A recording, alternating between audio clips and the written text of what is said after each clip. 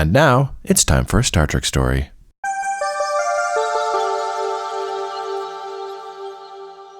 You know, Aren, I feel like we are fairly decent people.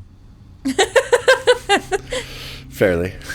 Yeah, okay. Yeah. And, you know, we're Star Trek fans. I feel like, you know, being a Star Trek fan, I would hope speaks somewhat to being peace-loving people, even though there are pew-pews in Star Trek. But they always try to be diplomatic in Star Trek. And we do sometimes get into heated tiffs with the other side. And this, of course, begs a question. Is there any logic to violence? I don't know, kind of like violence for like revolutionary violence can have logic behind it. Hired assassins honestly can have logic. Just doesn't mean that it has to be logic you necessarily agree with, but with their sets of morals and values, whatever, it's probably logical to them. It's like, I do them, I get the mark, I get the money. It's like, this is a living. Okay, so perhaps there can be logic to it, but that doesn't necessarily morally justify it. Correct. Okay. Yeah. I think that's a good answer. I mean, you can logically just rationalize anything, but that doesn't necessarily, morally justify it. In Star Trek, it was one of the Maquis episodes in Deep Space Nine, you have a Vulcan who's literally saying it's logical to support the Maquis, and I'm sure there's lots of other Vulcans who'd be like, no, so. Okay. All right. Yeah, well, Star Trek definitely has thoughts on logic and violence. You just brought up the Vulcans, so yes, I'm sure we'll get into it on today's episode of Star Trek Stories. Yay! This is episode 79, Meld. I, of course, am your brutal host, Jaron Hatch, and I'm joined here by my savage co-host. Oh. Aren. Oh, I like it. Yes, welcome to the show, everyone. We are deep in our look into Voyager. Last time we watched Alliances, where our good friend Tyson came to help us forge an alliance with the Kazon, and we failed miserably because, Kazon. And now, joining us for today's episode, we have a returning guest with us. Woohoo! Once again on the show, coming over subspace frequencies, we have the very lovely Andrew Nadon back on the show. Yay! Welcome, Andrew. Hello, thank you. Thank you for having me back. We were in season 1 of TNG when last you were here, so... Oh, golly. What episode were you subjected to? Yeah, last time, Andrew, you were here, we watched 1-1. 0 0 0 1 0 0 1. Yeah, on that one we saw Riker get his rocks off on the holodeck with a hot AI, and then was interrupted by Picard, and they had a weird little threesome, something like that. Something like that. Yeah, for those who don't know or are new to the show, Andrew is a very close friend of mine and member of the Old Boys House. Part of the elite crew. Part 2, the next generation. And I was also your sous chef for many a meal. Many a meal. I always like to ask people on the show, like what kind of nerd you are, because everyone on the show is a nerd. And I'm curious, Andrew, if I were to ask you, like, if we're excluding the magic and mentalism and maybe the cooking, if I were to ask you, like, what kind of a nerd you are, what's your jam outside of some of those things? I mean, honestly, mostly like I do like magic and getting kind of crafty with that.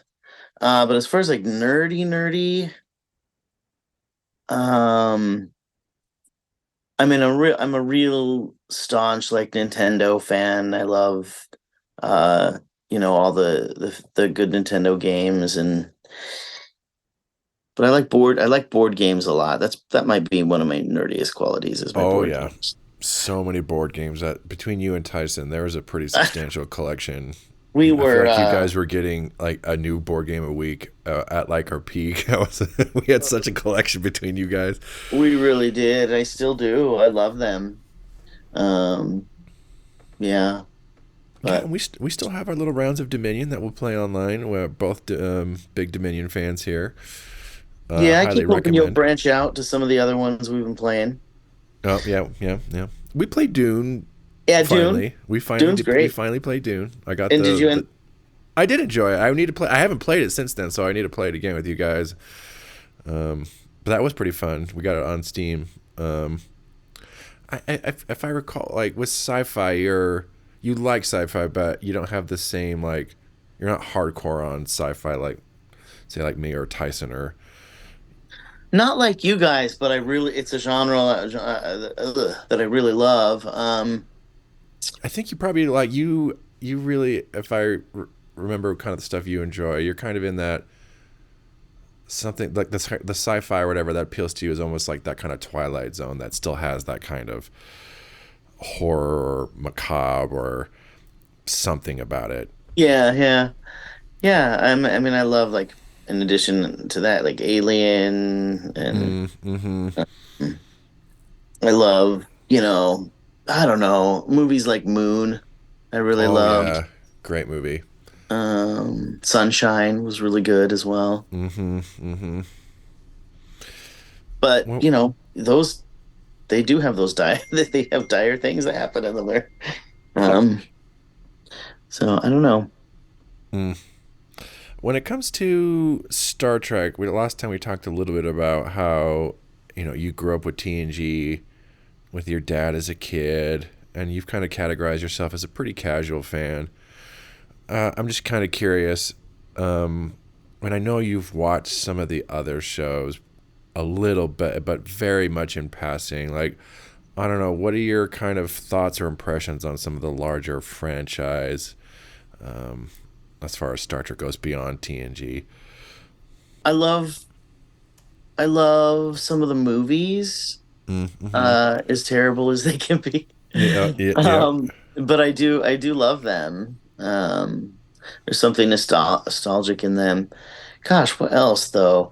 You know, I really need to get back. I was watching Prodigy Oh yeah, yeah, yeah. for a minute, and then I kind of just put it aside and just kind of forgot about it. Like you And I've do. heard I've heard that gets really good. As in addition, Lower Decks I've heard is really great as well. So I It's so need to. silly. I know I've heard that. You need to go back So and finish Prodigy. I just binged the last like season and a half in like 2 days. oh, It was that'll be really fun. good. How many seasons are there now? There's two, and they have 20 episodes each. Okay. Yeah, I really liked it. I could see that it was gonna really develop the characters. He'd fall in love with them, and um, I just didn't. I didn't push through with it for one reason or another. Yeah, there's so many It was things. probably like Tears of the Kingdom or something, Well, and there you go. I just couldn't. I didn't have time. Zelda game showed up and all free time gone. Yeah. That was me. Like the summer of Tears of the Kingdom came out. I'm like, Oh, well, so there goes good. my whole summer, Wait, 200 plus hours. didn't we all get on a voice call at one point? We're all playing it. We did. I We think the three of did. us all did kind of. There was a day we Oh, did all yeah. voice call and play it for a bit. Like when it The right what like was like like right when it it came out. Yeah. Yeah. Um is I Andrew, I can't remember. Is Voyager new for you? Have you seen anything from Voyager? Hardly anything. Yeah. So this would be pretty fresh for you. Yeah. Okay. I mean, I recognize the woman that's in it, but Kate Mulgrew as trying Captain to do- Janeway. I guess the closest you got is from Prodigy. oh yeah, just- she's in it. Just Yeah. with Oh, the yeah. the Janeway hologram. That's right. That is right. But you know, I definitely recognize her. She's very iconic. Oh yes, we are And definitely Janeway stands here. so I must have seen episodes of it probably maybe when I was living with you at some point, or even with my dad. I'm Mm, sure at some point. yeah. Yeah, I'll be curious as to your thoughts on this, especially kind of being What's a. this one called? This one will be called Meld. Um, Meld. Before we get into it, quickly, I wanted to open up the question of the day to you. What do you think, Andrew? Is there any logic to violence? Yeah, I was thinking about that. You know, it's my my heart says no, that Yeah. there isn't, that we should be, you know, trying to support each other and this and that. But I also have a brain, and I just don't think it's in our nature to not have violence for Mm, some reason. It's mm. just unfortunately an aspect of humanity we can't seem to um, Curb stomp. let our own kind live and Yeah. let live. You know, it's just um, so that you know. I don't think I don't think it's logical Mm, as much as it is inevitable. I mm. just Kind of like an innate part of us on some level. yeah.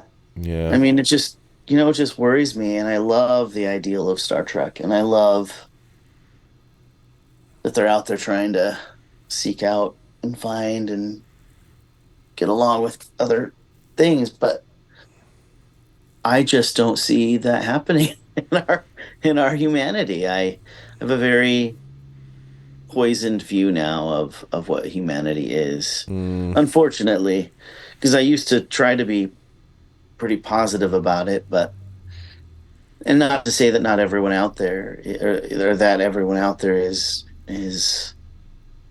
like that, but I don't know. mm. It would take a big mental shift for humanity to get it together at this point.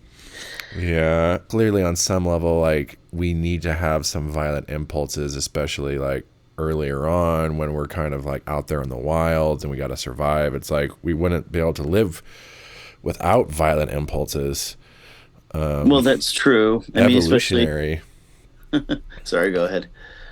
but that makes a lot more. So it's I can see that being like in terms of like trying to survive and hunt whatever that makes a lot more logical sense. But then when you think about just some of the, I don't know, then us turning it upon ourselves. You can logic your way into anything. Yeah, you can logic your way into anything. And how many times have we heard justifications, for violence, because it's like, yeah, you can make a logical case for anything. I don't know. It's one of those, I feel like it's probably one of those like frustrating questions that doesn't have a satisfying answer. Yeah, well, I guess we can see if there's any logic to the violence that Voyager is about to inflict upon us. Hey, it's a great episode. Yes, we are watching Meld today. This premiered February 5th, 1996. This is the 16th episode of the second season of Star Trek Voyager, a bit into the back half of the season. And in this one, we are getting a Tuvok episode. We haven't quite had one dedicated to him yet in our watch through. Tuvok's great. He's the first Vulcan main character in Star Trek since Spock way back in classic Trek. And the fun thing about Tuvok is that unlike Spock, he's fully Vulcan. Spock had this kind of half human, half Vulcan thing, which of course made him interesting. But Tuvok is just full-blooded Vulcan. So his conflicts are a little different than Spock. He's an interesting character. In addition to our question, we can see how the show explores Tuvok and maybe what it might be like to be a full-blooded Vulcan on a ship surrounded by emotional beings. All right. For those of you at home who are going to watch along with us, Star Trek Voyager is streaming on Paramount Plus. You can find it by bringing up Season 2, Episode 16, and we will be back after we watch Meld.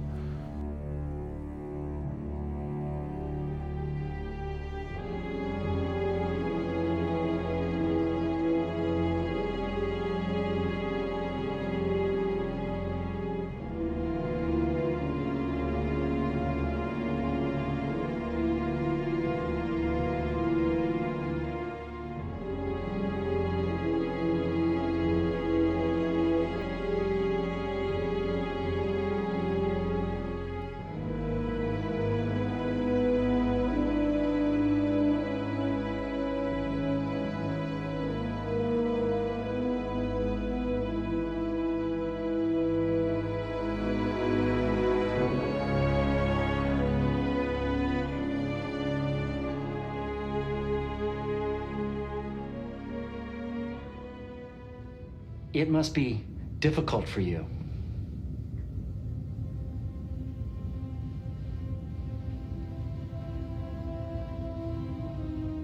Difficult? Knowing violence as I've known it. I have studied violence for over 100 years. Studying it and knowing it are two different things, aren't they? It's attractive, isn't it? Attractive? Violence. On the contrary, I find it disturbing. You're right, it is disturbing. Never knowing when that impulse may come, or whether or not you can control it when it does. You live on the edge of every moment, and yet, in its own way, violence is attractive too. Maybe because it doesn't require logic. Perhaps that's why it's so liberating. Ironic, isn't it? That I can share with you of all people what I have hidden from everyone all my life.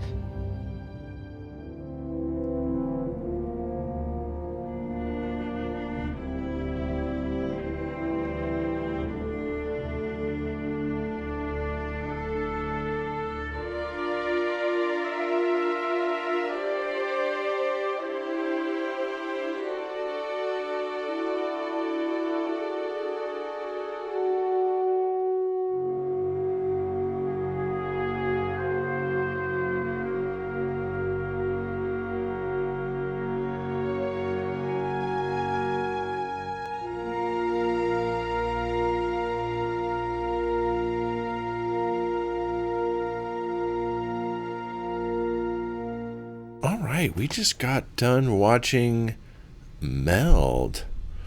In case you've never seen this one before, didn't watch it along with us, this is a wild one. So basically, there's a murder on Voyager. They find a dead crewman in one of the Jeffries tubes and engineering. Crewman Darwin, not winning any Darwin awards. Crewman Darwin. Nature did not select him for survival.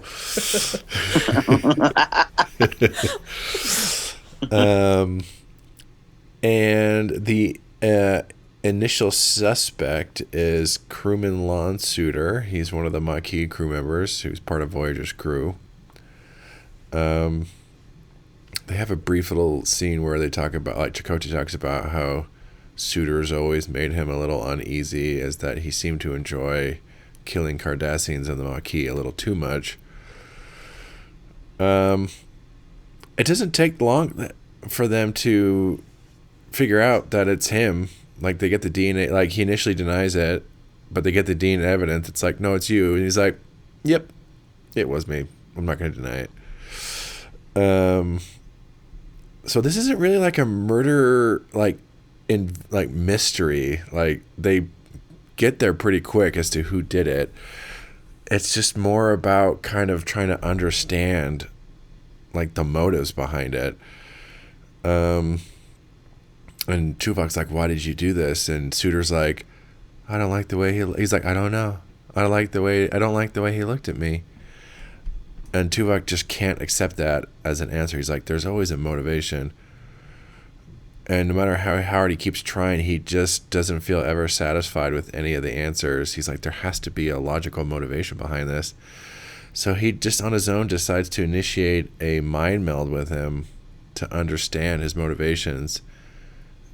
And so he does, and he's like, okay, yeah. Like he believes what he's saying. He just doesn't know why he did it, and he just has these impulses, and he just, but the mind meld definitely affects Tuvok, and it starts bringing out, it's interesting because you get this kind of flip where after the mind meld, Suitor is a lot more like centered and introspective and reflective upon, but then Tuvok is now struggling with these violent impulses. It's like triggering his own like suppressed Vulcan violence.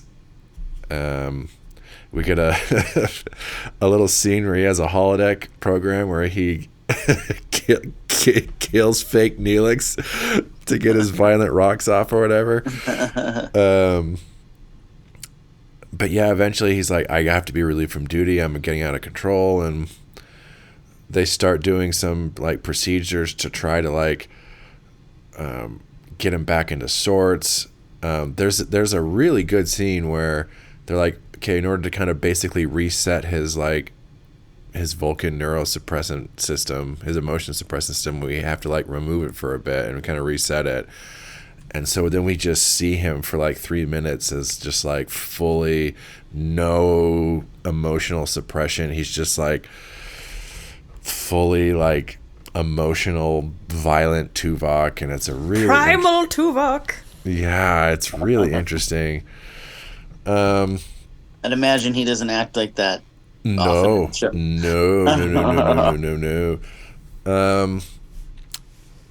And throughout this, kind of running a little with this is they bring up the idea of capital punishment, where Tuvok, after the mind meld, suggests to Janeway that we're out here, we can't get him to we don't have any proper facilities for him. It's not appropriate to just keep him in his comfortable quarters. Maybe we should just kill him. And Janeway's like, no, we're not gonna execute him. And it comes up a few times in the episode, and like when he's like having his like emotional episode, he tells Janeway, it's like, we need to kill him. It's like, think about what this would mean for the family and everything. Like they'll get the satisfaction they deserve, and let me do it. She's like, no.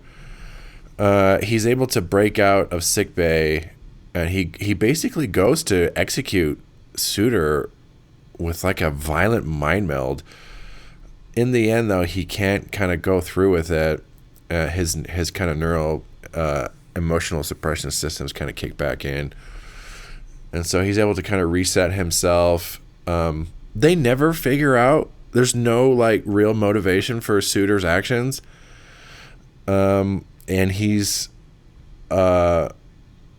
incarcerated into his quarters for the remainder of the voyage. And Tuvok kind of has a little heart-to-heart with Janeway at the end, and she's like, don't do any more mind melds without my permission. But he apologizes for his actions, and that's kind of the note we leave on. Kind of a wild episode. We'll start with initial thoughts. Andrew, initial thoughts on Meld. Oh gosh. It was interesting how they, we're talking about this violence thing, and just kind of how, I don't know, like the doctor, I mean, I'm not as familiar with the show, so maybe he's like this often, but he seemed particularly, it wasn't just those two characters that were exhibiting elements of violence, and like even the doctor was, I mean, he was saying some pretty nasty things in that. Oh, the doctor's a dick, especially in the early seasons. He's a computer program. Okay. But, well, other than that, it was just interesting to see these characters that I'm sure, I mean, I can imagine how they would have been in other episodes, just go kind of crazy and wild. Yeah. Yeah, it is all wild, wacky stuff. Aren, initial thoughts on Meld? 10 out of 10 episode. Amazing. Beautiful. Mind-blowing. Great. Sublime. Incredible. Wow. I need to insert that Lady Gaga gif. Wow, all the superlatives. Sorry, I thought it was really neat. Yeah, no, I don't know. I loved how creepy it was. I'm a horror fan, so it had creepy vibes. It was like, ugh. And I thought everyone did a really great job, and it was nice because I feel like if Voyager was being its normal Voyager self, they would have spent way more time figuring out who did the murder. So it was nice that they just got that out of the way so they could focus on all the character stuff. And I thought it was great. I don't know. I liked it. It was great. Yeah, it does have an interesting structure where, usually if you do something like this on a TV show, it's like a murder mystery, and like the big thing is like who done it. But I don't see a lot of things where it's like, it's not about who did it. Like they figured that out so quick. It's more about like the why. Like why would you do this? And like that's the investigation. Just trying to figure out why would you do this. And that's really interesting actually, because like just like a whodunit is very procedural. It's just the evidence and there's this kind of satisfaction that comes with that, but it's a lot more messy once you kind of get into, but a lot more interesting where it's like, why would you do this? Like, and there's no real answer. Like they don't give you any answer. It makes Tupac like question his own sense of I guess restraint and what he's capable of.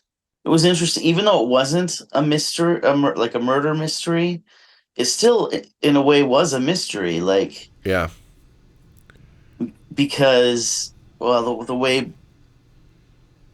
what is his name, Suter, the way Suter was portrayed, like you still didn't know, like, because he was still creepy, even though his mannerisms had changed to more pleasant. Yeah, like, he was still there was something behind him that was not. Yeah, something. Yeah, he's great. I love him. He's great in everything he does. It's a really interesting role and performance. It's a really unsettling role. It like you said, Andrew. It's not a traditional murder mystery, but it is a mystery, and I think it's very novel. I don't see a lot of mysteries like this where it's about exploring motivations and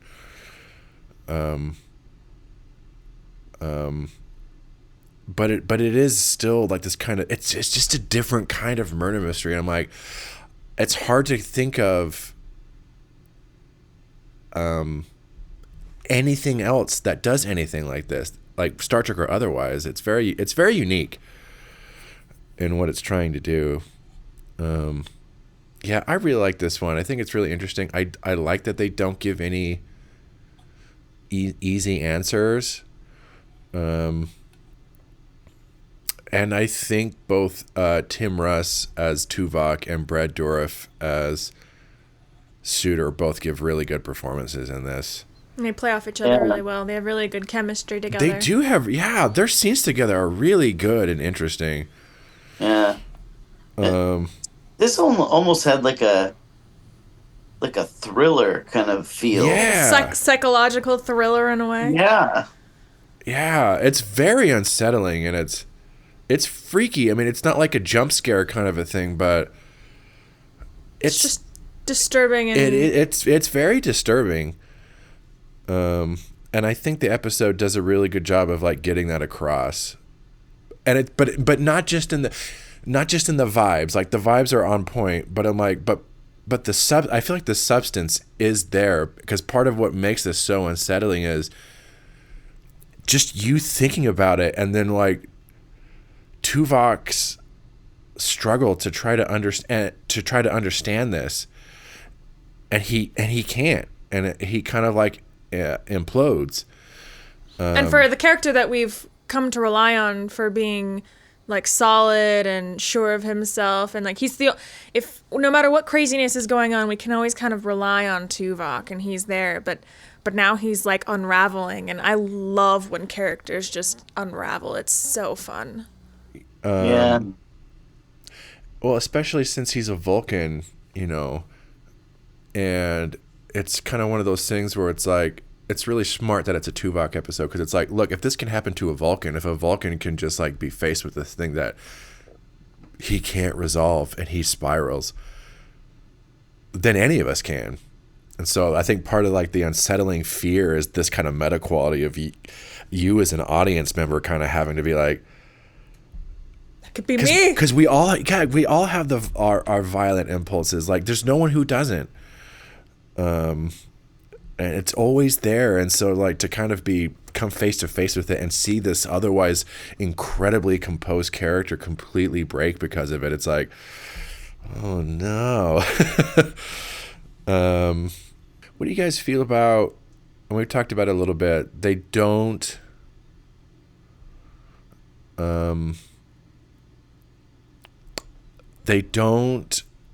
like give an easy ready answer to the motivations.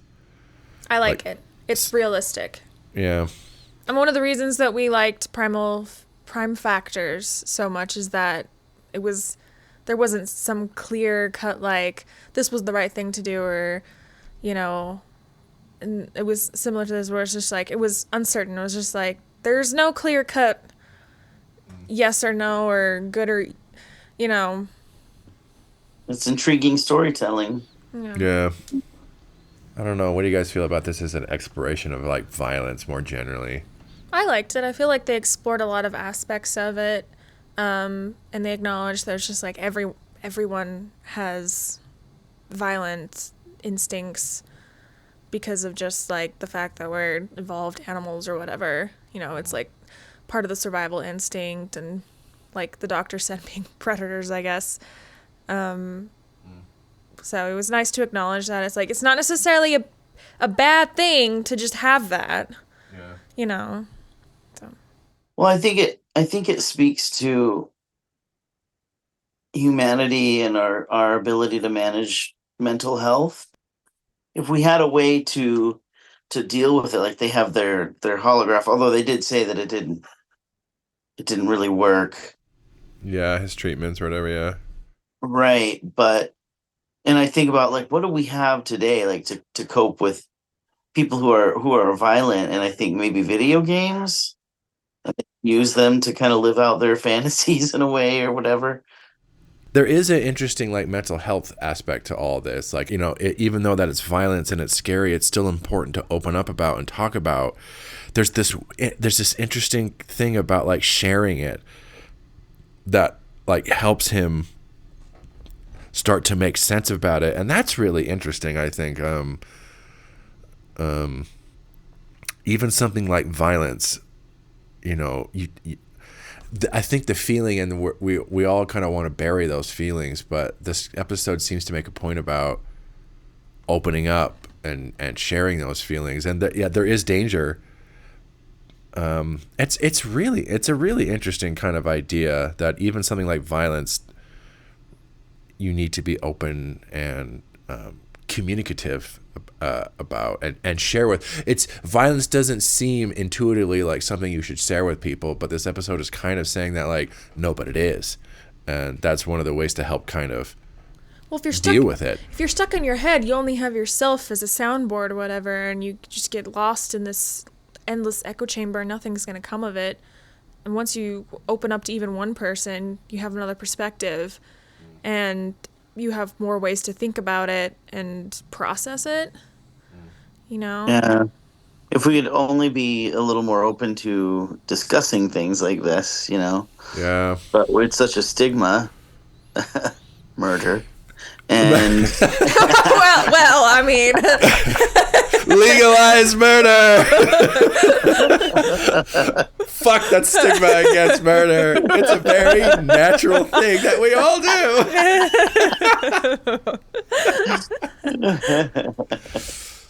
do. No, but you're right, Andrew. There is a stigma about sharing violence. You're not supposed to talk about it. right. Everyone has it. There's no one who doesn't have it on some level. Are you saying that yet again we are all more alike than we are different? Call me crazy. If he were allowed to be somewhat expressive about it, not actually committing violence against people, but feeling like he could actually have an avenue to really like be open about it and not hide it. because then he could get treatment, Yeah. some kind of therapy, or methods to help with it. Because if you're by yourself, you have no really help to do that. You don't have the tools or information you need. One of the scenes that would have been interesting to add for Suter, like if they had brought in the sisters, and he could have had some sort of confrontation with them, and they could have interestingly showed, like, I don't know, it could go a lot of different ways, but Yeah, it would be interesting to see, because one of the things they don't really show in this is how this murder has affected the crew. And you think a murder on a ship like this, Lost in Space, would have a huge effect. right. That's the other. What the fuck? So, like, it would be interesting to see, if they say, like, we're just going to put Suter in quarters to see some of the crew. Just like, what do you mean you're just going to put him in there? Like, what about... Right. Yeah. That's kind of what I was thinking of a little bit, but yeah. What about the other parts of the ship? We get some... Well, yeah. Here's the thing is, we only have so much time. It's all condensed in Tuvok being like... Yeah, but one thing we have not talked about, there is this weird B-plot that is barely happening in the background where Tom Paris is running this gambling pool. Oh, yeah. It has nothing to do with anything. It's probably their way of trying to make, like... I don't know, bring some lightness to the episode. But yeah, you're right. I almost forgot that was in there. They waste like 3 or 4 scenes on that crap. Yeah. And it's like, what does this have to do with anything? I'm anything. It doesn't even really have a resolution. It's just Chakotay being like, we're shutting this down. Those scenes made no sense to me because Yeah. like they're acting like a murder hasn't just happened. Like they're acting like everything is just whatever, hunky dory, and they're all concerned about the betting pool. And I'm like, guys, someone has been murdered. Who the fuck cares about a betting pool right now? Like, it just seems so far removed. It's so weird. How many people are on the ship? It's like 100 and something people. Yeah, that would be incredibly affecting. Yeah, it's not a huge crew. It's a pretty small ship. Yeah, they should have. That would have been interesting. I mean, they could have gone a little bit of a different way because they could have shown how violent, especially in groups, can become when something like that might happen. Like if a mob had formed outside the bridge or something. That would have been an interesting, but another story. But that's the thing that could have been great for this because something like that could have provoked, say, like a violent response from Tuvok. Tuvok is security.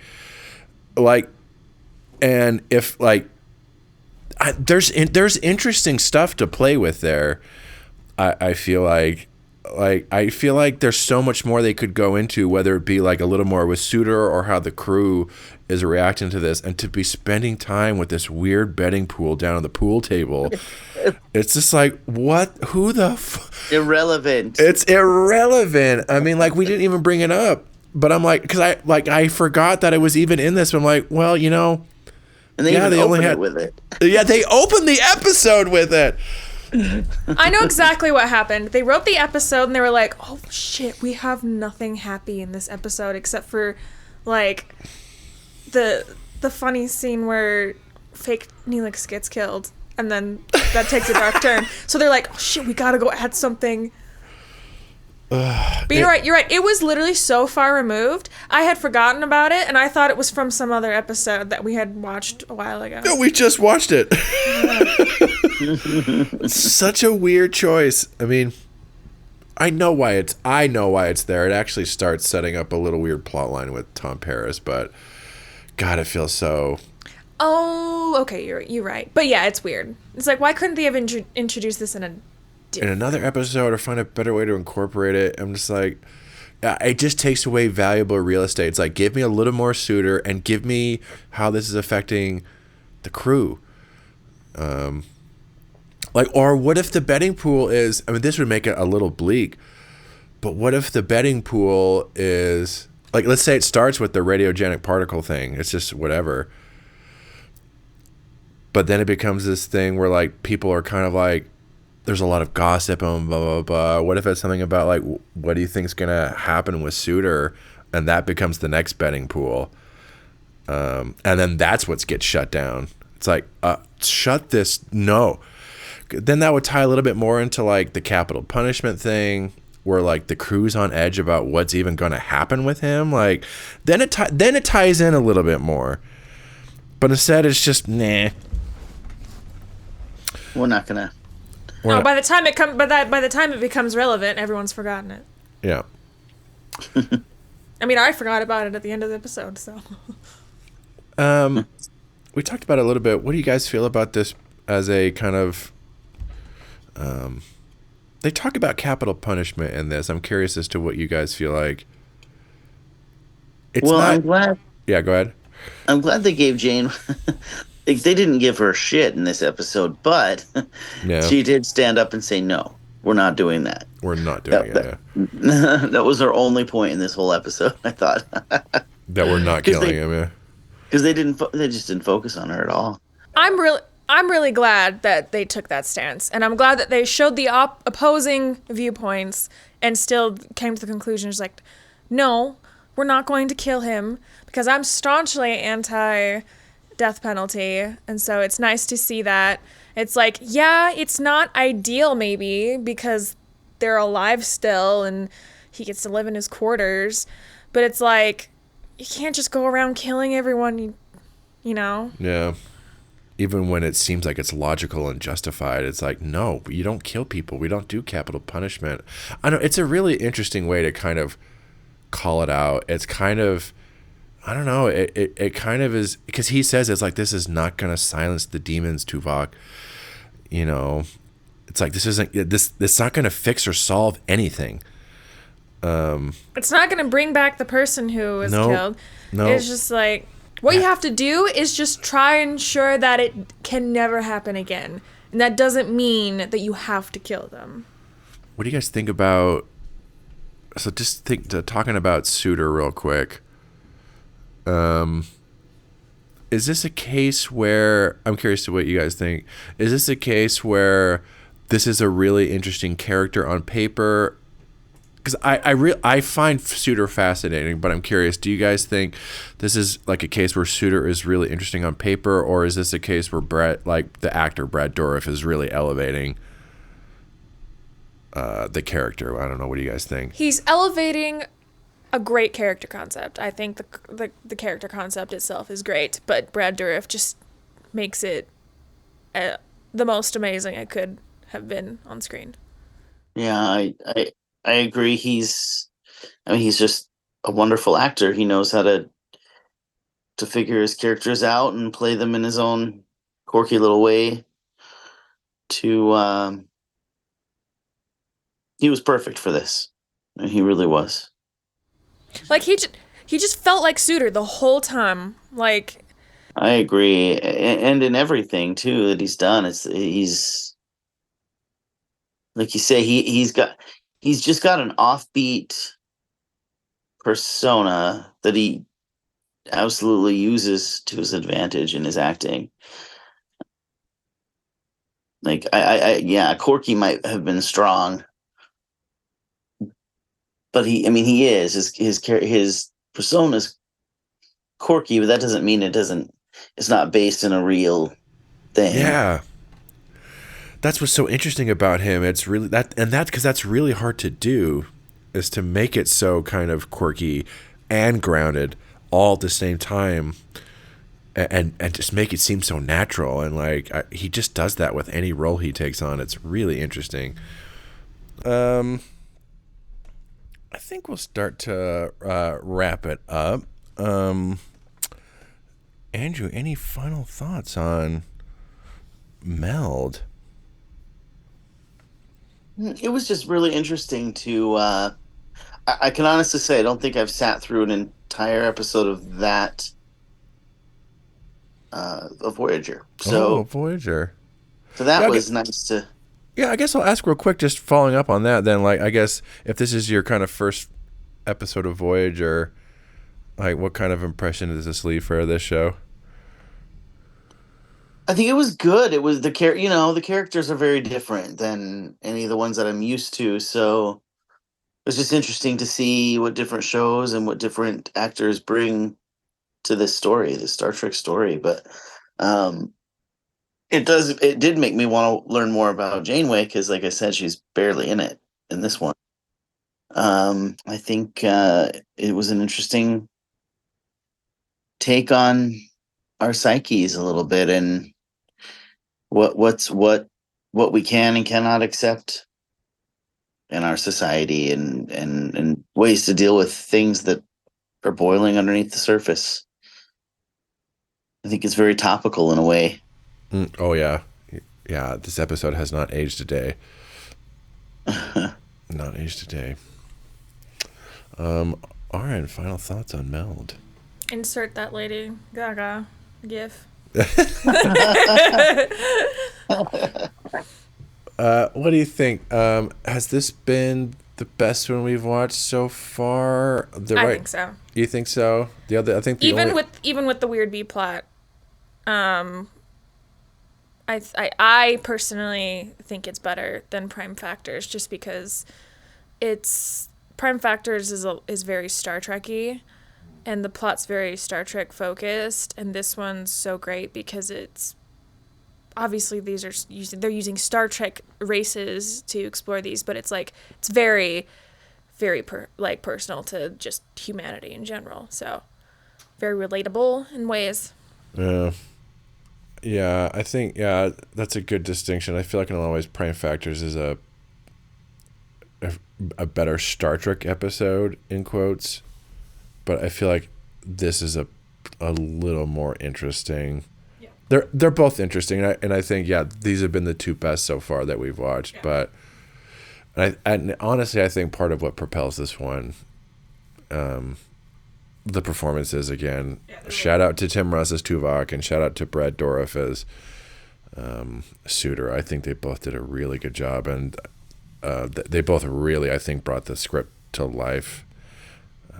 I think this would have been good with as is, but it's one of those cases where the actors infuse life.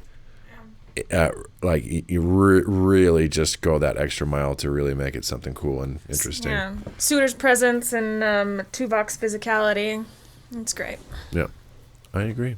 Yeah, I really like this one too. I might agree all of that. I think it's a great episode.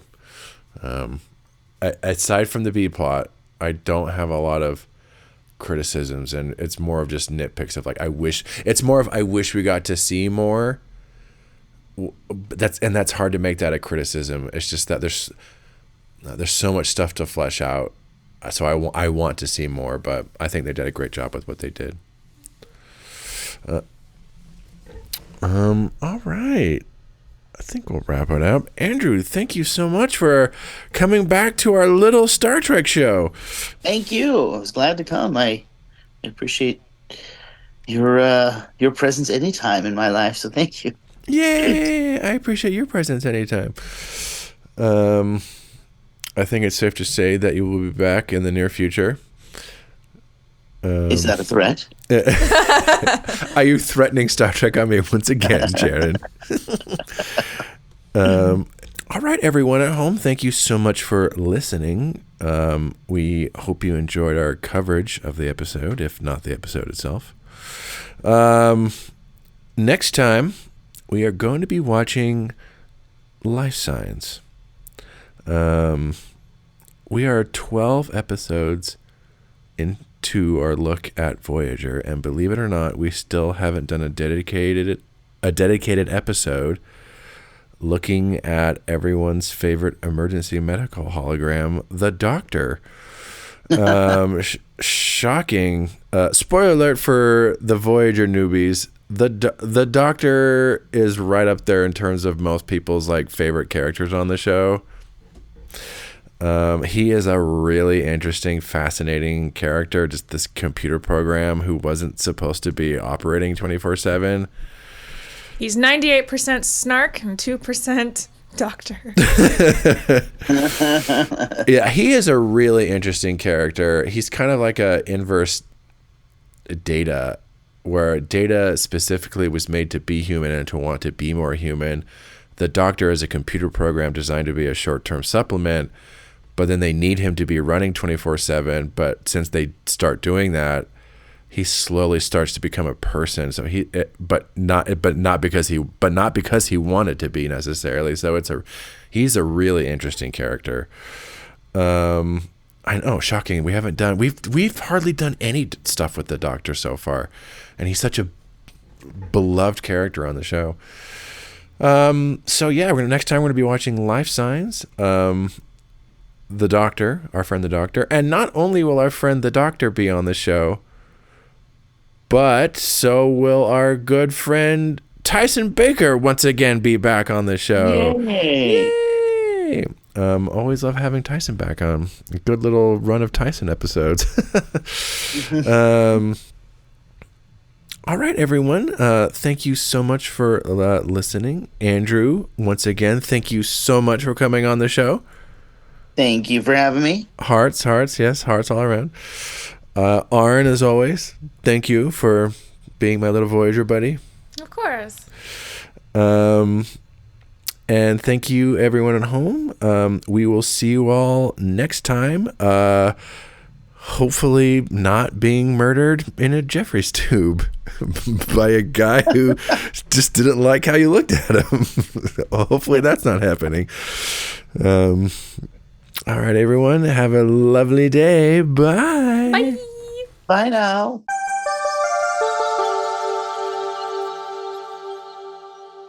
Thanks for listening. If you'd like to share us your own Star Trek story, you can email us at storiedstartrek@gmail.com, or you can visit our Discord server. You can find us by clicking on the link in the show description.